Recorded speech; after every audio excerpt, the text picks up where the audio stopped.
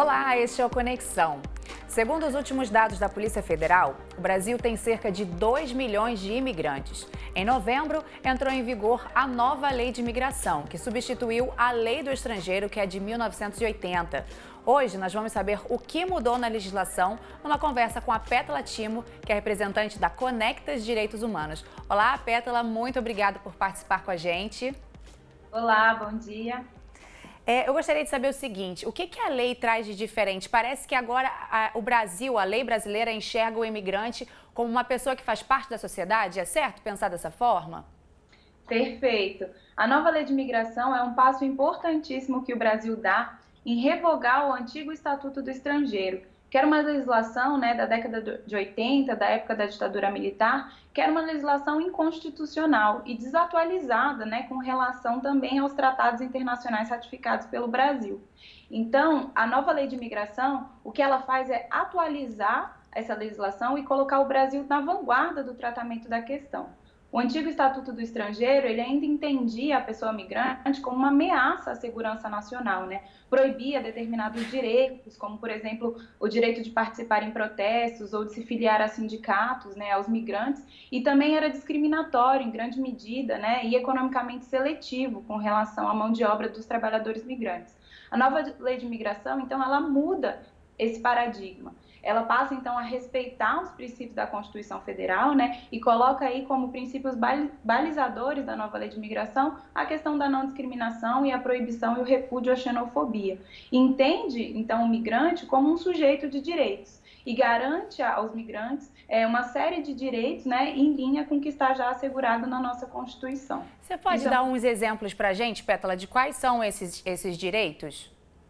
Bom, um exemplo inicial que eu já mencionei é que existiam 2 direitos vedados, no antigo Estatuto do Estrangeiro. Proibia-se o direito de participar de protestos e também o direito de se filiar a sindicatos. Esses agora não há mais discriminação com relação a esses direitos, e aos imigrantes são garantidos os mesmos direitos que são assegurados aos brasileiros conforme a nossa Constituição.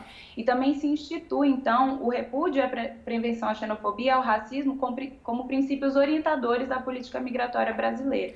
Isso é importante porque o Brasil tem na base, na nossa história, a participação muito grande dos imigrantes, A gente não tem nem como ser xenófobo, Nós somos um país formado por imigrantes também, Isso é bem interessante, Quantos de nós não somos filhos e netos ou bisnetos de imigrantes, Na nossa história, na história da formação e do desenvolvimento no Brasil, está clara a contribuição que os migrantes fizeram, Além disso, eu acho sempre interessante ressaltar, como você já colocava no início, que hoje o Brasil tem um percentual relativamente muito pequeno de imigrantes na sua população, Corresponde a menos de 1% da população total no Brasil, que é muito pouco comparado com outros países do mundo, inclusive com outros países aqui da nossa região. Nós temos brasileiros no exterior que migraram do que migrantes aqui no Brasil. E a gente sempre gosta de ressaltar que as pessoas não migram de acordo com as legislações, Essa nova legislação não vai determinar necessariamente que o Brasil seja um novo destino prioritário de migrantes. Isso é muito importante, Pétala? Porque ninguém decide ir para um país porque a lei é boa. As pessoas procuram uma economia boa, boas oportunidades de salário, de emprego, crescimento, Não é só a legislação que pesa nessa escolha, Pétala? Exatamente, Na verdade, as pessoas migram por outros motivos, Muitas vezes fugindo de guerras, de catástrofes ambientais ou buscando melhores condições de vida, como já foi colocado. As pessoas não migram ou deixam de migrar em função de uma legislação mais ou menos rígida, Isso é muito importante, porque as pessoas estão chegando no Brasil, então a gente precisa de uma legislação que lide com essa realidade fática. E aí, outro avanço que eu destacaria da nova lei de imigração é a importância, então, de você facilitar os conducentes à regularização migratória. O que isso significa, Significa basicamente o acesso à documentação, a documentos. Isso é importante tanto para a proteção do migrante, especialmente do trabalhador migrante, que possibilita a sua inserção regular no mercado de trabalho, mas também é importante para garantir a funcionalidade da administração pública e para a sociedade brasileira como um todo, E Pétala, para quem já está aqui, que é imigrante, a nova lei vai facilitar? O que vai mudar para quem já mora aqui no Brasil?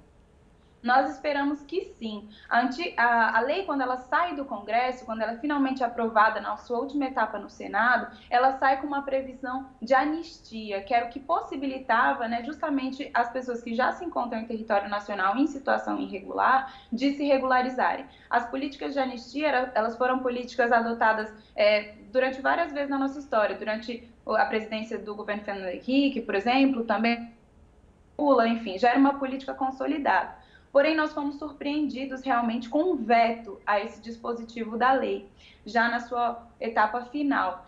Apesar disso, né, do artigo que tratava especificamente da anistia ter sido vetado pelo presidente Temer, a gente acredita que a própria lógica, né, o princípio que está por trás dessa nova lei, que visa justamente facilitar a regularização, vai possibilitar aos migrantes que já se encontram buscar as vias, né, regulares para estar devidamente regularizados no país. Pétala, eu queria falar agora sobre a questão do decreto e da lei, né? As pessoas estão questionando qual que é a diferença dos dois. A lei já está em vigor, mas tem uma questão do decreto que ainda está sendo questionada. Como é que está essa situação? Perfeito. Então, agora, no último dia 21 de novembro, a lei entrou em vigor e, junto com ela, foi publicado um decreto regulamentador dessa nova lei. O que o decreto significa, né, para esclarecer? Basicamente, são as minúcias, os detalhes dos procedimentos para que se possa efetivar na prática aquilo que está colocado na lei de uma forma mais ampla, mais genérica, muitas vezes em termos principiológicos. É tipo um modo, aquele modo de usar que a gente recebe quando a gente compra eletrodoméstico, é o manual de instrução, é isso, de funcionamento? Seria um bom paralelo, uma boa comparação. No entanto, esse decreto ele tem sido bastante criticado por diversas entidades da sociedade civil que vêm trabalhando justamente na acolhida e recepção dos migrantes no Brasil, porque é um decreto que, em grande medida, contraria alguns dos princípios que estão colocados pela nova lei. Vou te citar alguns exemplos. A nova lei, como eu disse, ela inverte, né, o antigo paradigma que estava posto no Estatuto do Estrangeiro e instaura essa ideia de uma perspectiva de direitos humanos para as migrações. No entanto, o decreto ainda utiliza terminologia bastante ultrapassada, como, por exemplo, a ideia de migrante clandestino, né? Ainda utiliza essa terminologia que já não se aplica mais. Também o decreto, infelizmente, prevê prisão para fins administrativos, que é algo que contraria a nossa própria Constituição, que veda a prisão para fins administrativos, e também está proibida no artigo 123 da nova lei, que diz que nenhuma pessoa será privada de sua liberdade simplesmente por questões relacionadas à sua irregularidade migratória. Então, a gente tem apontado, inclusive participamos da consulta pública que foi feita em um prazo bastante exíguo, mas apontando esses problemas do decreto, e a gente está aí na expectativa de que se vai haver um ajuste ou não dessas questões. Um outro problema para mencionar, bastante prático, é que o decreto reduziu alguns prazos. Então, alguns prazos que já eram atualmente de 90 dias, por exemplo, para apresentação na Polícia Federal para regularização da pessoa migrante, nesse novo decreto foi reduzido para 30 dias. Então, essas questões do decreto ainda estão sendo estudadas, né? Podem mudar ainda, né? Nós esperamos que sim, temos apontado essas e outras críticas, né? Porque também o decreto tem um outro problema, é que a gente diz que ele regulamentou sem regulamentar, porque ele deixou vários pontos de lacuna, delegando para atos futuros, portarias interministeriais, algumas decisões importantes, por exemplo, no que diz respeito aos procedimentos com relação ao visto humanitário. Né? Esse, por exemplo, foi um ponto que não foi disciplinado no decreto e ficou delegado, então, para uma futura portaria interministerial. Ou seja, a gente ainda está na expectativa do que vai sair efetivamente para que se possa instrumentalizar aquilo que está previsto na lei e que já foi reconhecido internacionalmente como uma política bastante importante de sucesso que o Brasil adotou, por exemplo, com relação aos sírios e aos haitianos. Eu acho interessante todas essas conversas, mesmo tendo essa necessidade de mudança ainda do decreto, de adequação, é legal ver o Brasil tomando uma iniciativa que está sendo até elogiada lá fora. Eu agradeço muito pela sua participação e todas as suas explicações, Pétala. Deu para entender direitinho. Muito obrigada, viu?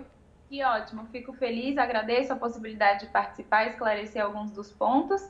E é isso mesmo, a nova lei de imigração tem sido reconhecida internacionalmente como um passo muito importante que o Brasil deu e que vai ser positivo não somente para os migrantes, mas também para a sociedade brasileira como um todo. Tá ótimo, Pétala, obrigada.